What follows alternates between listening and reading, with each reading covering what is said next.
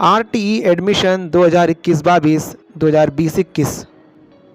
नमस्कार साथियों, अगर आप भी चाहते हैं अपने बच्चों को प्राइवेट स्कूल में, इंग्लिश मीडियम स्कूल में और सीबीएसई स्कूल में प्रवेश दिलाना, उनका एडमिशन चाहते हैं आप प्राइवेट स्कूल में हो, तो आपके लिए खुशखबरी है।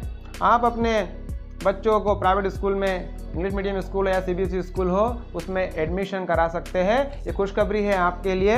राज्य शिक्षा केंद्र ने शिक्षा के अधिकार, राइट टू एजुकेशन के तहत आदेश जारी कर दिए हैं। ये वीडियो आपके लिए बहुत काम का होगा। मैं कमलेश पंजरा स्वागत करता हूँ आपका कमलेश के इंग्लिश चैनल में। और दोस्तों, अगर आपने अभी तक ये चैनल सब्सक्राइब नहीं किया तो सब्सक्राइब भी कर लीजिए, क्योंकि बहुत सारी जानकारी आपको मिलती रहेगी। अभी इस वीडियो में हम देखने वाले हैं कि एग्ज़ाम जो हमारा ये प्रवेश फॉर्म जो चालू हुए हैं, इनकी प्रारंभिक तिथि क्या है, अंतिम तिथि क्या है, यानी हम फॉर्म कब से भर सकते हैं और कौन रहेगा पात्र, कौन भर सकता है फॉर्म, और उम्र कितनी होगी बालक बालिका के जिनको आपको प्रवेश दिलाना है, क्या क्या डॉक्यूमेंट लगेंगे, किनको रहेगी छूट, इन सभी बातों की जानकारी इस वीडियो में आपको मिलेगी। तो एक अच्छा अवसर है अपने बच्चों को प्राइवेट स्कूल में पढ़ाने का। जो माँ बाप का सपना होता है कि हमारे बच्चों को हम private school, English medium school में पढ़ाएं, लेकिन आर्थिक हालत अच्छी नहीं होने की वजह से नहीं पढ़ा पाते हैं, तो कोई चिंता की बात नहीं है। शिक्षा का अधिकार आपके लिए ये सुविधा लेकर आया है। चलिए दोस्तों, तो ये देख लेते हैं। अभी आप देखेंगे कि ये जो आदेश है बिल्कुल अभी शुरुआती ही आदेश है, यानी 8 तारीख के दिन ये आदेश आया हुआ है। समस्त जिला कलेक्टर्स को यह आदेश भेज दिया गया है। अभी 2020-21 और 2021-22 दोनों ही वर्षों के लिए बच्चों को प्रवेश दिलाने के लिए ये प्रवेश फॉर्म आए हैं, क्योंकि पिछले वर्ष भी कोरोना की वजह से जो है ये फॉर्म नहीं भरे गए थे। तो आप अपने बालक बालिका को 2020-21 जो इस वर्ष एडमिशन दिलाना चाहते थे पिछले वर्ष, उनके लिए है। और जो चालू सत्र में जो अभी 2021 भी चल रहा है, उसमें एडमिशन दिलाना चाहते हैं, मतलब पिछले साल का भी प्रवेश बच्चों को देना चाहते थे आप, वो भी आप दिला सकते हैं मित्रों। और इस वर्ष भी, मतलब पिछले साल अगर बच्चों का एडमिशन नहीं करा पाए हैं प्राइवेट स्कूल में, आप फॉर्म नहीं भर पाए क्योंकि कोरोना की वजह से वैसी स्थिति नहीं बनी थी, तो इस बार सरकार पिछले वर्ष का भी, इस वर्ष का भी, दोनों ही वर्ष के जो फॉर्म हैं उनके लिए सुविधा आपके लिए लेकर आई है। तो हम पढ़ लेते हैं डिटेल में क्या दिया है इन आदेश में, जो वीडियो आपको बहुत काम का है। दोस्तों, शुरू से अंत तक देखते रहिए और पूरी जानकारी आपको मिलेगी। शैक्षणिक सत्र 2021-22 यानी जो अभी चालू होने वाला है, और सत्र 2020-21 यानी जो अभी सत्र खत्म हुआ, शिक्षा का अधिकार अधिनियम के अंतर्गत गैर अनुदान मान्यता प्राप्त यानी कि प्राइवेट स्कूल, वो इंग्लिश मीडियम भी हो सकती है, सीबीएसई भी हो सकती है, में ऑनलाइन निःशुल्क प्रवेश प्रक्रिया है, मतलब आपको पैसा लगने वाला नहीं है। निःशुल्क और अनिवार्य बाल शिक्षा अधिकार 2009 की धारा के तहत ये सुविधा हमें दी जाती है। और हर बालक बालिका जो है वो देश का वो शिक्षित हो, राज्य का वो शिक्षित हो, इस अपेक्षा के साथ में ये निःशुल्क राज्य शिक्षा केंद्र द्वारा ये सुविधा दी जा रही है। ऑनलाइन आवेदन प्राप्त कर सीटों का जो आवंटन है वो ऑनलाइन लॉटरी के माध्यम से किया जा रहा है। तो आवेदक द्वारा उसके ग्राम, वार्ड, पड़ोस, विस्तारित पड़ोस के प्राइवेट स्कूलों में कक्षावार प्रदर्शित आरक्षित सीटों में निःशुल्क प्रवेश हेतु पोर्टल पर ऑनलाइन आवेदन दर्ज किया जाएगा। अभी आप इसको ऑनलाइन आवेदन दर्ज कर सकते हैं, और इसके बाद में ही सत्यापन केंद्र पर, मतलब कि जहाँ सत्यापन किया जाएगा आपके शहर में, जो भी स्थान निर्धारित किया जाएगा, वहाँ पर सत्यापन के उपरांत जो आपके डॉक्यूमेंट्स हैं उन सबको चेक किया जाएगा। आवेदकों से अशासकीय स्कूलों में सीटों का आवेदन जो है कि पात्रता अनुसार, मतलब कि अगर लॉटरी में आपका नंबर आता है और फॉर्म भरने के बाद में फिर आपके डॉक्यूमेंट चेक किए जाएंगे, फिर आपको जो है वो प्रवेश के लिए आप पात्र हो पाएंगे। ऑनलाइन लॉटरी के माध्यम से ही सिलेक्शन होगा विद्यार्थियों का, बड़ी पारदर्शिता के साथ में, निष्पक्ष ये होता है। अभी देखिए, इस ऑफलाइन प्रवेश प्रक्रिया को प्रारंभ करने के पूर्व संदर्भ पत्र के माध्यम से कार्रवाई के निर्देशन प्रदान किए गए हैं कि कौन इस प्रवेश फॉर्म को भरने के लिए पात्र होगा, उम्र क्या होगी, किस कक्षा के लिए, सभी जानकारी यहाँ पर आगे दी गई है। इसको भी हम देख लेते हैं। देखिए, प्रवेश के लिए पात्रता, निःशुल्क और अनिवार्य बाल शिक्षा का अधिकार अधिनियम 2000 की धारा 12(1) ग के अंतर्गत ऐसे बच्चे पात्र होंगे जिनके अभिभावक निम्न वर्ग में संबंधित हो। एक तो वंचित समूह के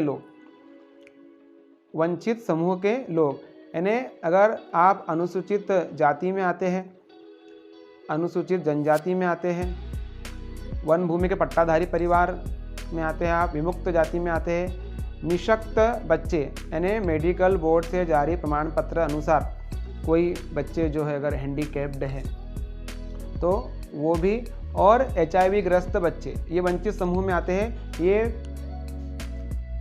RTE का फॉर्म भरने के लिए पात्र होंगे। और इसके अलावा कमज़ोर वर्ग, अब कमज़ोर वर्ग में कौन आता है ये भी देख लीजिए ताकि आप फॉर्म भरने जाए तो आपको दिक्कत ना हो। गरीबी रेखा के नीचे रहने वाले यानी BPL जो है, जिनका BPL कार्ड है, अनाथ बच्चे, राज्य शासन द्वारा अनाथ बच्चों को भी कमज़ोर वर्ग में शामिल किया गया है। और एक बात इसमें जोड़ी गई है इस वर्ष के लिए कि कोविड-19 से माता पिता या अभिभावक की मृत्यु अगर हो गई है और बच्चे अनाथ हो गए हैं तो बच्चों को शिक्षा की आर्थिक सहायता एवं खाद्य सुरक्षा के लिए मुख्यमंत्री कोविड-19 बाल कल्याण योजना के हितग्राही इस योजना में निम्नलिखित आवेदक पात्र होंगे। यानी अगर कोविड-19 की वजह से, कोरोना की वजह से किसी के माता पिता की या अभिभावक की मृत्यु हुई है तो वो भी ये प्रवेश फॉर्म भर सकते हैं। और क्या क्या रहेगा उनमें नीचे देख लेते हैं हम, इसके अंदर दिया हुआ है। परिवार से अभिप्राय, मतलब कौन है, मतलब किनके बच्चों को, अगर इनके माता पिता की अगर कोरोना से डेथ हुई है तो उन बच्चों को भी प्रवेश के लिए पात्र माना जाएगा। तो परिवार से अभिप्राय पति पत्नी और उन पर आश्रित बच्चों से है। माता पिता की कोविड-19 से मृत्यु हुई हो वे लोग पात्र होंगे, वो बच्चे, मतलब माता पिता का निधन पूर्व में हो गया था, उसके वैध अभिभावक की कोविड-19 से मृत्यु हो गई हो, और माता पिता में से किसी एक का पूर्व में निधन हो चुका है तथा अब दूसरे की कोविड-19 से मृत्यु हुई है, वे भी बच्चे पात्र माने जाएंगे। और कोविड-19 से यानी कोरोना से मृत्यु का अभिप्राय ऐसी किसी मृत्यु से है जो 1 मार्च 2021 से 30 जून 2021 तक की अवधि में हुई हो। बाल हितग्राही के मामले में संरक्षक का चिन्हांकन योजना के अंतर्गत कलेक्टर की अध्यक्षता में गठित समिति द्वारा किया जाएगा। प्रवेश के निम्नानुसार दस्तावेज आवश्यक होंगे। अब हम प्रवेश कराए गए बच्चे का फॉर्म भरेंगे तो हमें क्या क्या कागजात, डॉक्यूमेंट्स लगेंगे। तो वंचित समूह कमजोर वर्ग का प्रमाण पत्र, अगर आप वंचित समूह में आता है, हमने भी देखे हैं कि ST है, SC है, ऊपर जो हमने वंचित समूह देखे, ये वंचित समूह है और ये कमजोर वर्ग है। तो वंचित समूह और कमजोर वर्ग का प्रमाण पत्र आपके पास में होना चाहिए। अगर आप OBC के ताकत OBC का प्रमाण पत्र होना चाहिए। अगर आप अनुसूचित जाति में हैं, जनजाति में है, विमुक्त जाति के लिए है, BPL कार्ड जो है, ये सभी चीज़ें जो है आपके पास में दस्तावेज इनके होना चाहिए।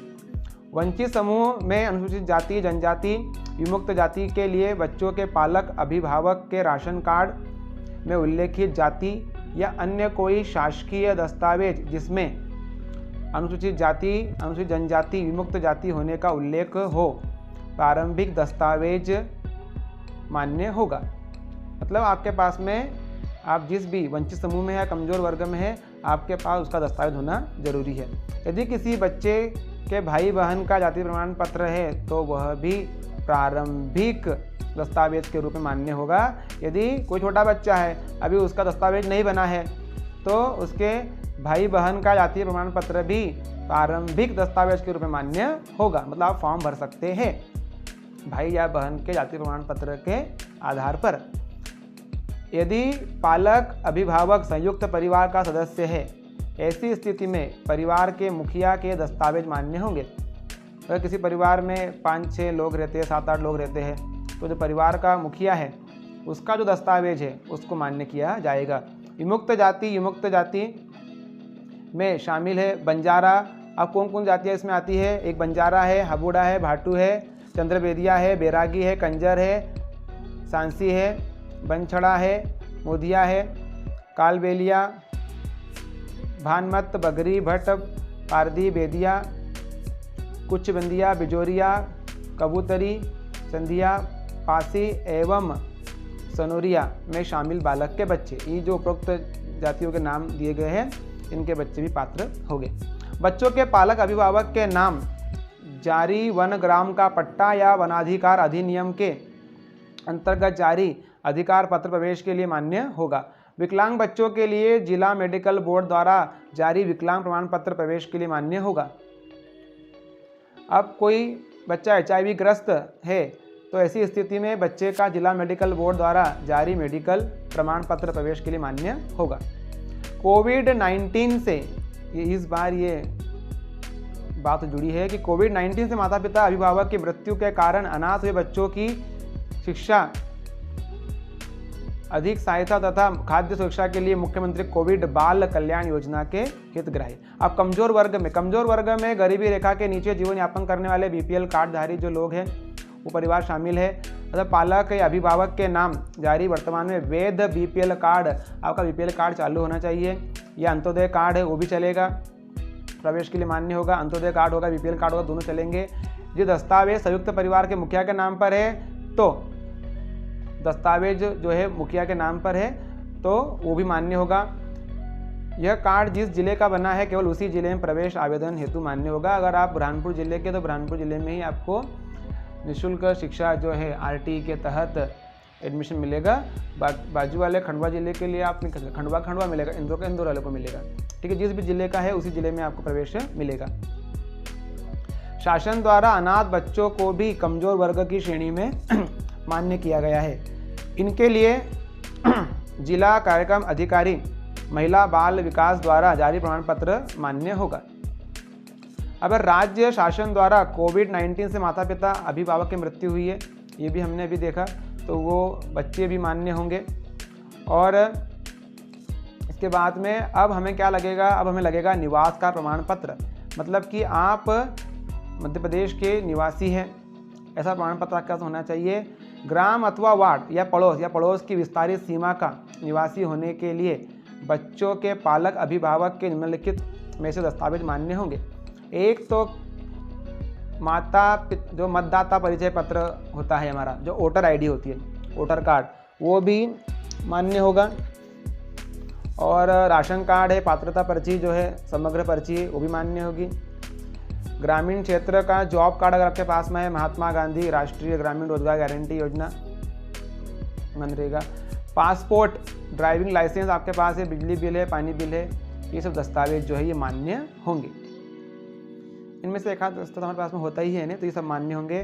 कोई अन्य शासकीय दस्तावेज जिसमें बच्चों के पालक अभिभावक के निवास का पता अंकित हो। कोई भी ऐसा दस्तावेज, कोई कागज जिसमें आप निवासी हैं उस शहर के, उस जिले के, ये उसमें बस अंकित होना चाहिए। यदि पालक अभिभावक संयुक्त परिवार का सदस्य है तो परिवार के मुखिया के नाम का दस्तावेज मान्य होगा। दादाजी के नाम पर, दादी जी के नाम पर, किसी के नाम पर अगर दस्तावेज है तो वो भी मान्य होगा। उम्र के संबंध में प्रमाण पत्र, अब देखिए ये बहुत महत्वपूर्ण बात है कि आयु के संबंध में कौन मान्य होगा, यानी किसे हम प्रवेश फॉर्म भरने के लिए मतलब मान्य पात्र मानेंगे। तो यहाँ देखिए अभी प्रवेश आवेदन की कक्षा, न्यूनतम आयु नर्सरी KG1 और KG2 में अगर प्रवेश करवाना है बच्चे का तो न्यूनतम आयु 3 से 5 वर्ष होना चाहिए। नर्सरी के लिए, KG1 के लिए और KG2 के लिए न्यूनतम आयु 3 से 5 वर्ष होना जरूरी है। और कक्षा पहली में प्रवेश के लिए न्यूनतम आयु 5 से 7 वर्ष, मतलब अगर पहली में एडमिशन होना तो आयु 5 से 7 वर्ष होना चाहिए। और नर्सरी KG1 KG2 के लिए बच्चे की उम्र जो है, बालक बालिका की उम्र कम से कम 3 से 5 वर्ष होना चाहिए। अभी देखिए आयु के संबंध में भी हमको प्रमाण पत्र दिखाना पड़ेगा। हम कैसे दिखाएंगे? तो आयु के संबंध में मूल प्रति से मिलान न करने की स्थिति में अथवा मूल प्रति प्रस्तुत न करने की स्थिति में अपात्र माने जाएगा। मतलब कि अगर आपने बच्चे का प्रवेश नर्सरी में किया या कक्षा पहली में किया तो आपके पास में जन्म प्रमाण पत्र जो है बच्चे का, वो मूल प्रति में जो लिखा है इन्हें वही उम्र जो है बालक की होना चाहिए प्रवेश के समय पर, तो ही मान्य माना जाएगा। अगर मूल प्रति से मिलान ना करने की स्थिति में अथवा मूल प्रति प्रस्तुत ना करने की स्थिति में आपको अपात्र माना जाएगा। मतलब फॉर्म भरने के बावजूद भी अगर आप आयु संबंध का मूल प्रति नहीं दिखा पाते हैं तो आपको अमान्य अपात्र माना जाएगा। सत्र 2021-22 में प्रवेश हेतु आवेदक की आयु की गणना दिनांक 16 जून 2021 की स्थिति में की जाएगी। मतलब ये चालू सत्र में अगर बच्चे का अगर आपको एडमिशन करवाना है तो उसकी आयु की गणना 16 जून 2021 की स्थिति में की जाएगी। 16 जून 2021 को नर्सरी में 3 से 5 उम्र होना चाहिए और पहली में 5 से 7, मतलब 7 वर्ष के अंदर अंदर होना चाहिए। वो 7 वर्ष के ऊपर होगा तो नहीं, और नर्सरी KG1 के लिए 5 वर्ष तक ही उम्र होना चाहिए, उसके ऊपर नहीं। अब ये देखिए, आवेदक द्वारा जन्म प्रमाण पत्र में अंकित तिथि ही ऑनलाइन आवेदन में दर्ज की जाए। अब जन्म प्रमाण पत्र में जो अंकित तिथि है, जन्म प्रमाण पत्र में जो बच्चे का जन्म की जो तारीख दी हुई है वही ऑनलाइन आवेदन में दर्ज करना है। चूँकि कोविड-19 कारण इस प्रावधान के तहत 2020-21, ये बहुत ध्यान की बात है, बहुत काम की बात है, ध्यान से सुन लेते हैं। प्रावधान के तहत सत्र 2020-21 में प्रवेश नहीं हो पाए थे, परंतु इस प्रावधान के तहत जो बच्चे आयु अनुरूप सत्र 2020-21 हेतु पात्र थे, उस समय पात्र बच्चों को इस योजना का लाभ हो सके, इसको ध्यान में रखते हुए जिन आवेदकों द्वारा सत्र 2020-21 हेतु आवेदन किए जाएंगे उनकी आयु की गणना दिनांक 16 जून 2020 की स्थिति से की जाएगी। बहुत सरल सी बात है। पिछले वर्ष कोरोना में हम बच्चों का फॉर्म नहीं भर पाए, RT का लाभ नहीं मिला, तो इस वर्ष हम उनका फॉर्म भर सकते हैं और उनकी उम्र नर्सरी KG1 KG2 के लिए 3 से 5 और पहली के लिए 5 से 7 वर्ष जो है, इसकी जो गणना की जाएगी किस आधार पर की जाएगी, वो की जाएगी 16 जून 2020 की स्थिति में। और इस वर्ष के बच्चों को जिनको फॉर्म भरना है उनकी गणना किस आधार पर की जाएगी, उनकी गणना की जाएगी 16 जून 2021 की स्थिति में। तो मतलब पिछले साल वाले बच्चों की गणना उम्र जो है वो 16 जून 2020 तक ही गिनी जाएगी। मतलब कि आपको जो 1 साल का नुकसान होगा नहीं, नुकसान इसमें साल का आपका नहीं होगा। सत्र 2020-21 के लिए आवेदन करने की स्थिति में आवेदक अभिभावक को यह स्पष्ट अवगत कराया जाए कि उक्त सत्र में बच्चों को आवंटित कक्षा नोशनल होगी। अब ये नोशनल होगी मतलब क्या, इसको समझ लीजिए। मतलब कि अगर आप बच्चे का एडमिशन पिछले साल करवाते हैं, जो कि आप नहीं करवा पाए थे, इस साल आप फॉर्म भर सकते हैं, तो आवंटित कक्षा नोशनल होगी। अर्थात प्रवेशित बच्चा वास्तविक रूप से सत्र 2021-22 में प्रवेश की आगामी कक्षा में पढ़ेगा एवं वास्तविक कक्षा की फीस प्रतिपूर्ति ही संबंधित अशासकीय स्कूल को की जाएगी। मतलब कि जो बच्चा 2020-21 में एडमिशन लेने वाला था वो अभी एडमिशन लेगा तो उसे आगे वाली कक्षा में प्रवेशित माना जाएगा। उदाहरण देख लीजिए, उदाहरण से कुछ समझ लीजिए। देखिए नीचे दिया हुआ है उदाहरण। अभी रोहन के पालक उसे सत्र 2020-21 की निःशुल्क प्रवेश प्रक्रिया में दर्ज कराना चाहते हैं। ठीक है, मतलब आप आपका बच्चे का एडमिशन चाहते हैं कि पिछले साल के इसमें हो, क्योंकि अभी तो उसकी उम्र बढ़ गई है, पिछले साल प्रवेश नहीं ले पाया था तो वो ले सकता है। तो उसकी उम्र 16 जून 2020 की स्थिति में 5 वर्ष,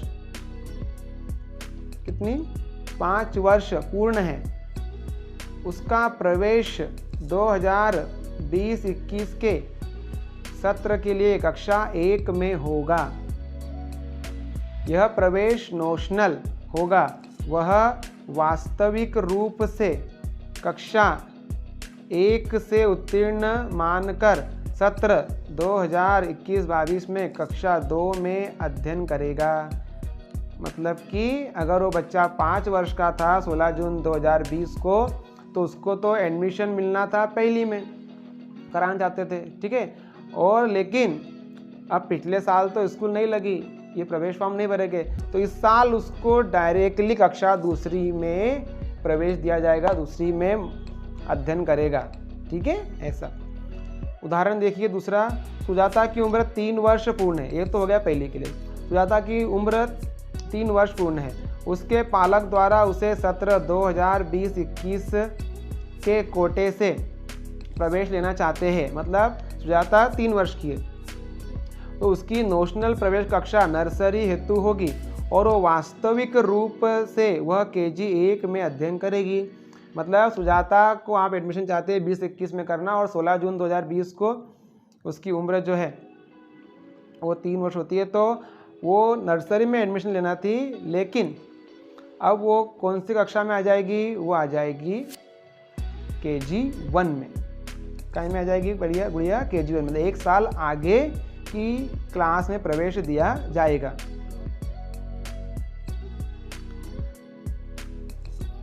जन्म तिथि के संबंध में पात्र दस्तावेज निम्नानुसार होंगे। अब जन्म तिथि के संबंध में कौन कौन से दस्तावेज चलेंगे, ये बड़ी ध्यान देने वाली बात है, इस पर जरा ध्यान दे दीजिए। सक्षम अधिकारी द्वारा जारी जन्म प्रमाण पत्र, जो भी सक्षम अधिकारी है, आप बच्चे का जन्म जिस अस्पताल में होता है और फिर नगर निगम से हमको बच्चे का जन्म प्रमाण पत्र मिलता है ना, सक्षम अधिकारी द्वारा हमको मिलता है, सरकारी दवाखाने से मिलता है ना। तो ये सक्षम अधिकारी द्वारा जन्म प्रमाण पत्र जारी किया है, वो मान्य होगा। जहाँ जन्म, मृत्यु तथा विवाह रजिस्ट्रीकरण अधिनियम 1886 के अधीन जन्म प्रमाण पत्र उपलब्ध ना हो, वहाँ स्कूल में प्रवेश के प्रयोजन के लिए निम्नलिखित दस्तावेज में से कोई एक दस्तावेज बालक बालिका की आयु का सबूत माना जाएगा। क्या माना जाएगा सबूत भैया? आपके पास अगर ये ऊपर वाली बात नहीं है तो अस्पताल सहायक नर्स तथा प्रसाविका मिडवाइफ, ये NM बोलते हैं, का रजिस्टर रिकॉर्ड, क्योंकि रजिस्टर उस रिकॉर्ड में भी रहता है।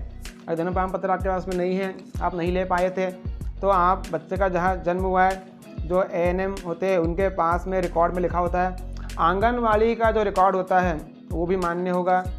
बालक या अभिभावक द्वारा बच्चे की आयु का स्व घोषणा पत्र, या अगर ऊपर वाली बातें भी नहीं है तो माता पिता या अभिभावक जो है वो खुद लिख के दे देंगे कि बच्चे की उम्र इतनी है, तो भी वो मान्य होगा।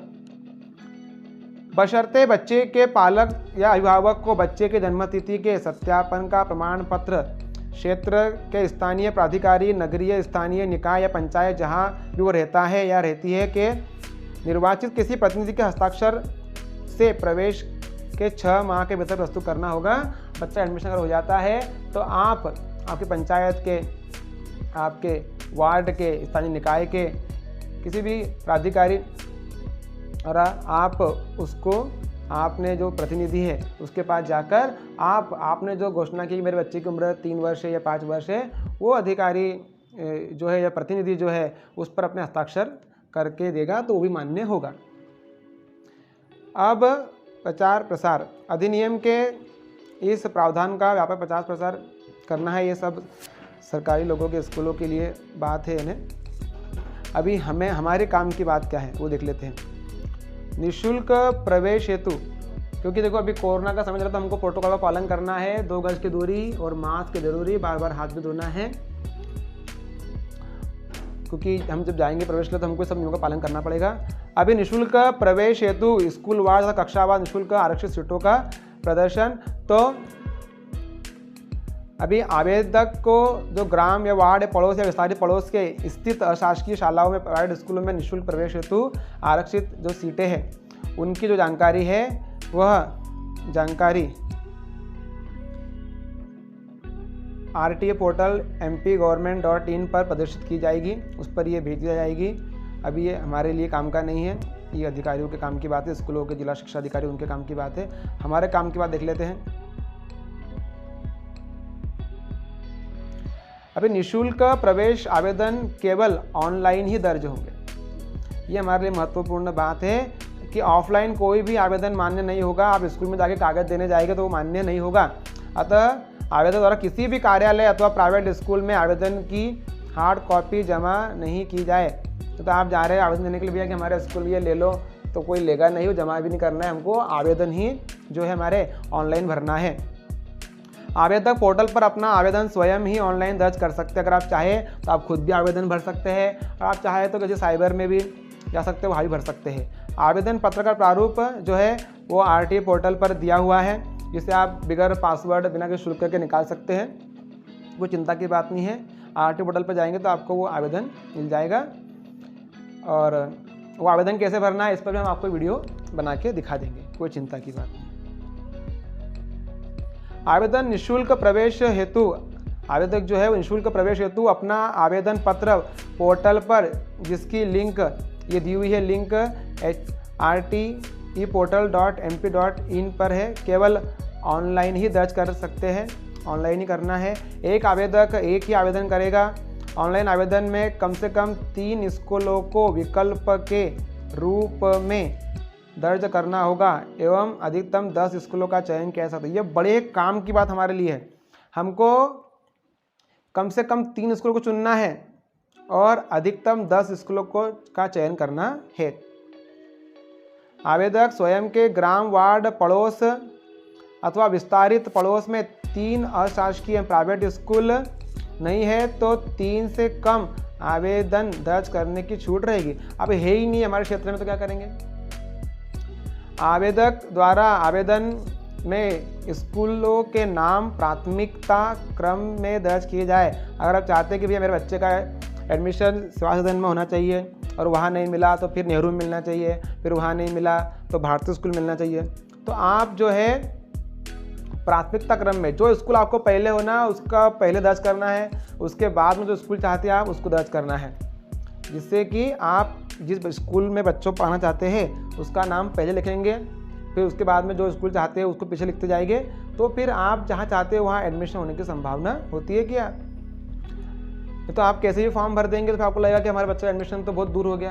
तो आप जिस प्राथमिकता में जो नंबर 1 पे स्कूल लिखेंगे, नंबर 2 पे, नंबर 3 पे रखेंगे, उस प्राथमिकता में ही लॉटरी में आपको प्रवेश में मौका मिल सकता है।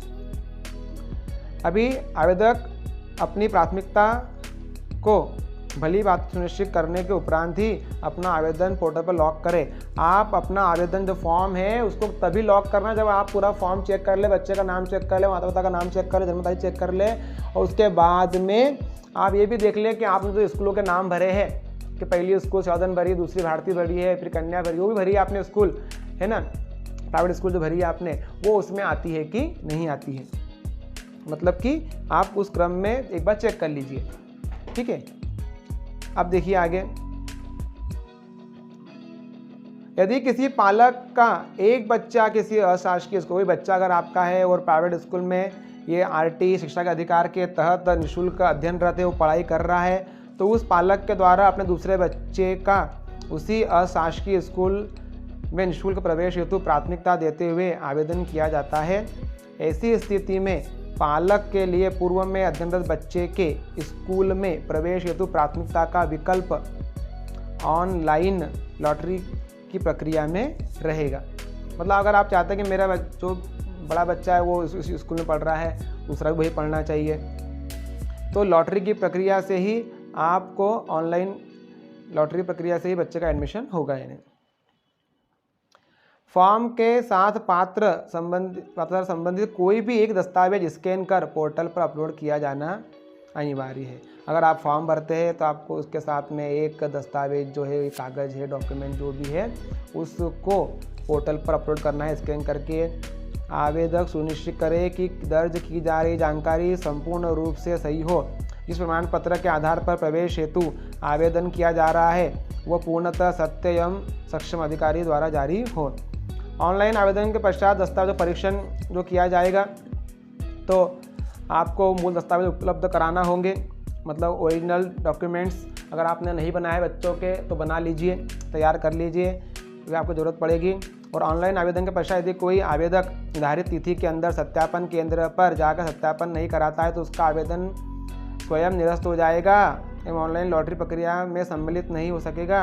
मतलब अगर आपको सत्यापन केंद्र पर आपके डॉक्यूमेंट सत्यापित कराने के लिए अगर आप नहीं जा पाते हैं, मतलब आप आपके डॉक्यूमेंट सत्यापित नहीं करवाते हैं वो निश्चित तिथि तक, तो उसके बाद में आपका आवेदन अपने आप स्वयं ही निरस्त हो जाएगा, फिर आप उस लॉटरी में भाग ले पाएंगे नहीं।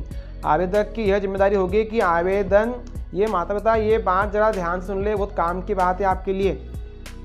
आवेदक की जिम्मेदारी होगी कि आवेदन देने के पहले यह पुष्टि कर ले कि उसे प्रवेश की पात्रता है, अर्थात वह वंचित समूह अथवा कमजोर वर्ग श्रेणी का है और वह संबंधित स्कूल के ग्राम जो वार्ड है उसकी जो सीमा के अंतर्गत वो आता है, निवास करता है। ऑनलाइन आवेदन में आवेदक ध्यानपूर्वक ही स्कूलों का प्राथमिकता दर्ज करे। फॉर्म भरते टाइम बहुत ध्यान देना है, स्कूलों के नाम बहुत ध्यान से चुनना है।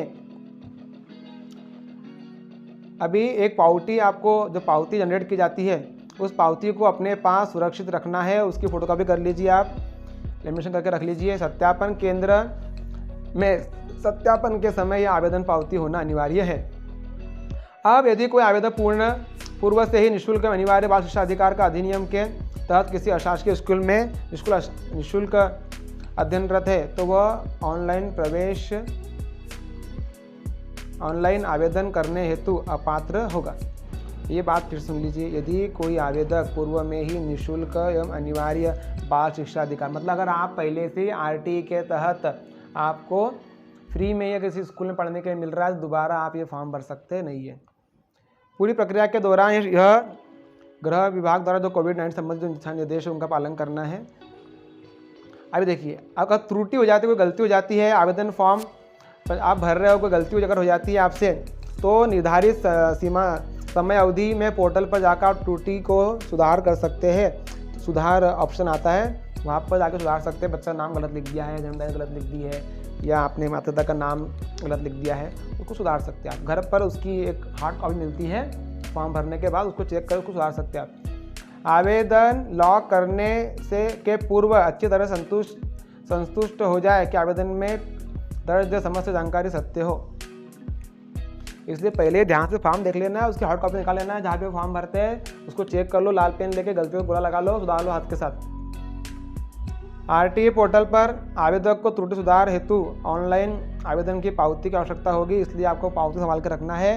पोर्टल पर त्रुटि सुधार हेतु आवश्यक जानकारी दर्ज करने के पश्चात आवेदक के पास उनके द्वारा मूल आवेदन में दर्ज मोबाइल नंबर, अभी जो मोबाइल आपका चालू हो, मतलब कि जो मोबाइल आपका चालू हो उसमें बैलेंस हो, बहुत बार ऐसा होता है कि 50 रुपये का बैलेंस हम नहीं कर पाते या हम ध्यान नहीं रहता कि उस मोबाइल में बैलेंस है कि नहीं है, और फिर OTP आता है या कोई जानकारी आती है तो हमें नहीं मिल पाती, फिर हमारे बच्चे का प्रवेश का हमने फॉर्म भरा तो हमको दिक्कत हो सकती है। इसलिए फ़ोन जो है, मोबाइल नंबर पर एक पासवर्ड OTP प्राप्त होगा और इस OTP को दर्ज करते हुए आवेदक स्वयं अपने आवेदन में त्रुटि सुधार कर सकते हैं और उसको लॉक करेंगे।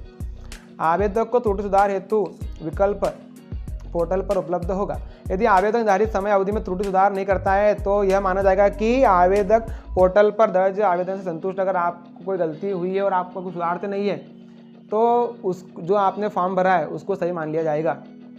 सत्यापन अधिकारी द्वारा सत्यापन करने के पश्चात आवेदन में त्रुटि सुधार नहीं हो सकेगी। भैया एक बार अगर सत्यापन अधिकारी ने सत्यापन कर दिया तो फिर जो लिख दिया वो लिख दिया।